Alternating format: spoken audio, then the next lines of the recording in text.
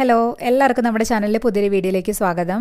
നമ്മുടെ ഇന്നത്തെ റെസിപ്പി നല്ലൊരു വാട്ടർമെലൺ ജ്യൂസ് ആണ്. അപ്പോൾ ഈസി ആയിട്ട് അത് എങ്ങനെ ഉണ്ടാക്കുന്നത് നമുക്ക് നോക്കാം. നമ്മൾ ഈ ചാനൽ അപ്ലോഡ് ചെയ്യുന്ന വീഡിയോസ് ഒക്കെ നിങ്ങൾക്ക് ഇഷ്ടമാവുന്നുണ്ടെങ്കിൽ ചാനൽ സബ്സ്ക്രൈബ് ചെയ്യാനും വീഡിയോസ് ലൈക്ക് ചെയ്യാനും കമന്റ് ചെയ്യാനും ഒന്നും മറക്കരുത് കേട്ടോ. അപ്പോൾ അതിന് വേണ്ടിയിട്ട് ഞാനിവിടെ 2 കപ്പ് വാട്ടർമെലൺ ആണ് എടുത്തിട്ടുള്ളത്.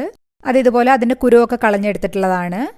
ഇനി നമുക്കിത് മിക്സിയുടെ ജാറിലേക്ക് ചേർത്ത് കൊടുക്കാം. അതിൻ്റെ കൂടെ തന്നെ നമുക്ക് മധുരത്തിന് ആവശ്യമായിട്ടുള്ള പഞ്ചസാര ചേർത്ത് കൊടുക്കാം. ഞാനിവിടെ 4 ടേബിൾ സ്പൂൺ പഞ്ചസാരയാണ് ചേർത്ത് കൊടുക്കുന്നത്.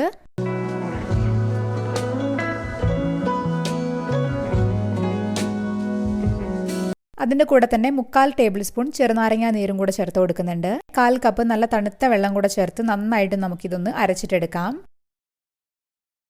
ഇപ്പോൾ ഇത് നന്നായിട്ട് അരച്ചു കൊണ്ടുവന്നിട്ടുണ്ട്. ഈ സമയത്ത് നമുക്കിതിലേക്ക് 4-5 പുതിനയില ചേർത്ത് കൊടുക്കാം. പുതിനയില ചേർത്തിട്ട് ഒരുപാട് അരച്ചിട്ടെടുക്കരുത്. നമ്മൾ പൾസ് മോഡിലിട്ട് 4-5 സെക്കൻഡ് മാത്രം അടിച്ചു കൊടുക്കുക. നമ്മൾ ആദ്യം തന്നെ പുതിന ചേർത്തിട്ട് അരച്ചിട്ടെടുക്കുകയാണെങ്കിൽ ഒരുപാട് അത് അരഞ്ഞു പോവുകയും ചെയ്യും. കൂടെ തന്നെ ആ കളറും ആ റെഡ് കളർ മാറി ചെറുതായിട്ടൊരു പച്ച കളർ ജ്യൂസിന് വരും. അത് ഒഴിവാക്കാൻ വേണ്ടിയിട്ടാണ് ആദ്യം തന്നെ വാട്ടർമെലൺ നന്നായിട്ട് അരച്ചതിന് ശേഷം ആ ഒരു ഫ്ലേവർ കിട്ടാൻ വേണ്ടി മാത്രം പുതിന രണ്ടാമത് ചേർത്തത് കേട്ടോ. ഇനി നമുക്കിത് അരിപ്പ വെച്ചിട്ട് നന്നായിട്ടൊന്ന് അരിച്ചിട്ടെടുക്കാം. ഇനി ഒരു ഗ്ലാസ്സിലേക്ക് കുറച്ച് ഐസ് ക്യൂബ് ചേർത്ത് കൊടുത്ത് നമ്മൾ നേരത്തെ അരിച്ചു മാറ്റി വെച്ചിട്ടുള്ള ജ്യൂസ് ഇതിലേക്ക് ഒഴിച്ചു കൊടുക്കാം. അപ്പോൾ നമ്മൾ അടിപൊളി റിഫ്രഷിംഗ് ആയിട്ടുള്ള വാട്ടർമെലൺ ജ്യൂസ് റെഡി ആയിട്ടുണ്ട്. നല്ല ടേസ്റ്റാണ് കുടിക്കാൻ വേണ്ടിയിട്ട്. ഈ ചൂടത്തൊക്കെ നല്ലൊരു ആശ്വാസമാണ് ഇതുപോലൊരു ഡ്രിങ്കൊക്കെ കുടിക്കുമ്പോൾ.